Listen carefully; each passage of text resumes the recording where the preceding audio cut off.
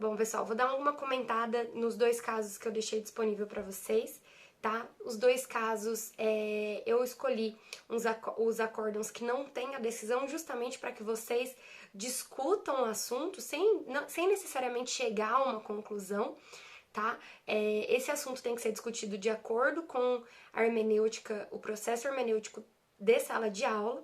Então, quem colocar na minha opinião, no meu parecer, né, vai ter ponto descontado do trabalho, ok? Já adianto isso para vocês, porque a questão aqui é trazer uma análise crítica de acordo com a lei, com a ponderação dos princípios.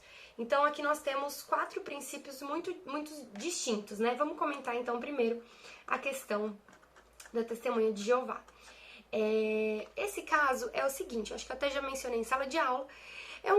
O rapaz, ele precisava passar por uma cirurgia, só que ele é testemunha de Jeová, então não estava se recusando a realizar, a aceitar um transplante de sangue, né, caso fosse necessário. Havia esse risco dentro daquela cirurgia, né, de haver uma hemorragia e transfusão.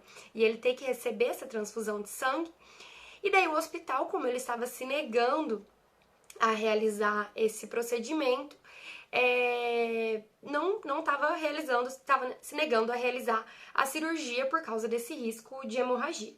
Aí ele conseguiu uma liminar para que o hospital fosse obrigado a realizar essa cirurgia. Porém, o hospital falou, tá, mas como que a gente vai realizar essa cirurgia se os riscos, né? E se acontecer uma hemorragia? Quais os riscos que ele tá correndo? Como que a gente vai colocar esse cidadão em risco? Esse caso ainda não foi concluído. Mas o que se discute aqui? O acesso ao sistema público de saúde, né? O acesso à saúde do cidadão e o peso dessa escolha da liberdade religiosa. Então já se sabe que caso tenha ali um procedimento grave, ele se acidente, ele pode negar a transfusão de sangue. Inclusive, ele pode até ter uma carteirinha, né, que informe que ele se nega à transfusão de sangue. Porém, e no caso de cirurgias eletivas ou cirurgias com alto risco, né, o hospital pode assumir esse risco? Como que funciona essa questão? Então ele discute aqui, né, um pouco, né, os princípios envolvidos,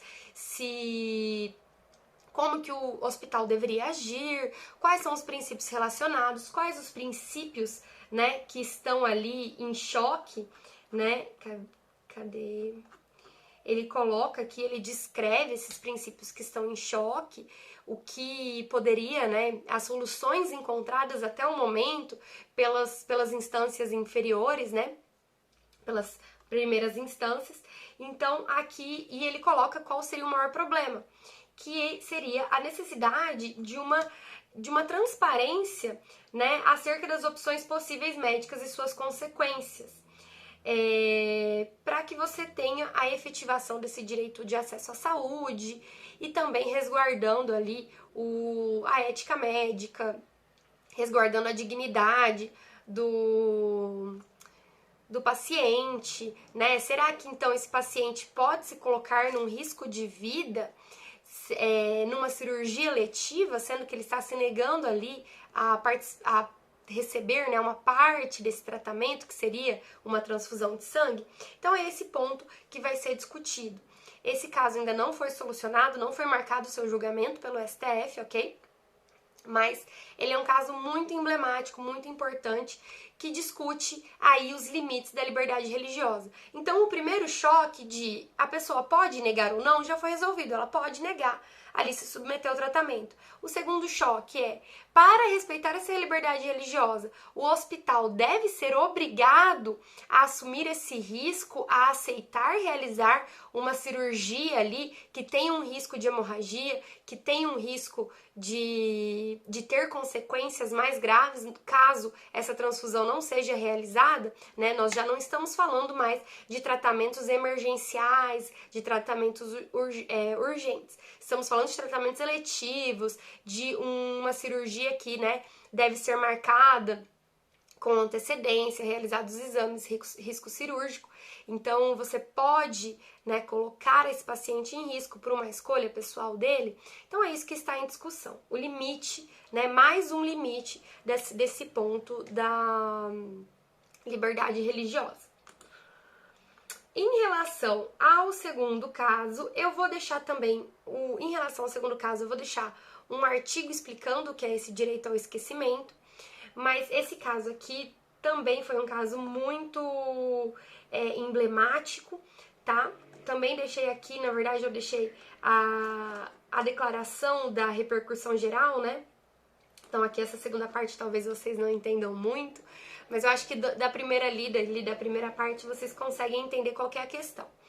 É um senhor que havia cometido um crime, esse senhor já falecido, e um tempo depois um veículo jornalístico veiculou, né, renoticiou esse crime. Vocês lembram, não sei se vocês vão lembrar aí do Linha Direta, né? Então, na verdade, eu não sei muito bem se foi no Linha Direta, mas um programa jornalístico fez uma reportagem, né, falando sobre esse caso que tinha acontecido há muitas décadas, e daí a família entrou contra a empresa jornalística, falando, olha, nós exigimos o direito ao esquecimento, né, que esse crime não seja mais relembrado. E daí você tem um embate entre o direito à privacidade, né, a regeneração social daquela pessoa que foi condenada por um crime, ou que passou ali por algum processo de exposição, e o direito à informação. Né? Esse direito ao esquecimento, a gente vai encontrar bastante discussão em relação na área civil. Por exemplo, tem o direito ao esquecimento discutido de uma ex-BBB que queria que o programa parasse de veicular seu nome. Então, sempre que o Big Brother Brasil fazia reportagens voltando ali sobre os principais personagens das edições, essa pessoa aparecia como uma vilã da segunda, terceira edição, não me lembro muito bem. E daí ela entrou com uma ação contra a Globo, falando, olha, eu estou sofrendo, né, eu não consigo reconstruir minha vida, porque todo ano vocês relembram as outras edições, me colocam lá, e daí eu não consigo me refazer, né? E ela acabou ganhando esse direito a ter o esquecimento, essa desvinculação da imagem dela do Big Brother Brasil. Nós temos outros casos em relação a crimes, né? Pessoas que já cumpriram com a sua pena. Aí a discussão é a seguinte: o direito à informação e o direito à privacidade. Esse direito ao esquecimento, até que ponto ele é relevante? Então nós temos casos em que o direito ao esquecimento ele é mais importante, o direito à informação. Então, casos que ainda não foram totalmente encerrados, ou casos importantes, né, que servem de alerta para a população, em que a história é importante para que a população não cometa aquele erro de novo. Ou então, temos situações em que a privacidade é mais importante. Por exemplo, nesse caso da ex-BBB. Ou então casos que não sejam tão relevantes, mas que já tenham sido encerrados, a pessoa já tenha cumprido a sua pena. É relevante para a sociedade você ficar relembrando esse caso? Ou é apenas um modo daquela empresa de comunicação estar ali lucrando em cima daquele acontecimento? Então, esse princípio esse direito ao esquecimento, ele vai oscilar de acordo com o caso. Aqui eu coloquei um caso para vocês, mas eu vou colocar um outro artigo também que complementa esse caso, quem se interessar sobre isso. E daí vocês vão fazer uma dissertaçãozinha, né? Uma redação falando, então, como esses princípios se chocam e como eles vão ser sobrepesados. Então, por exemplo, no caso dessa e daí vocês podem procurar também outros elementos, fazer uma pesquisa online, trazer outros elementos em outros artigos, outros casos. Esses daqui são só para que vocês sirvam de base, tá? Então, por exemplo, no caso que eu vou ponderar o direito à informação e o direito à privacidade.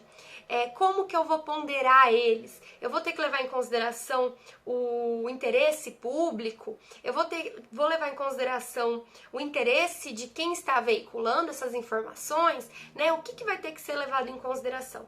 Então, vocês não precisam propor soluções ou encontrar uma conclusão final, mas apenas de acordo com a matéria que foi dada em sala de aula sobre hermenêutica, como tudo isso pode ser resolvido, ok? Então eu espero que tenha esclarecido um pouquinho aí para vocês.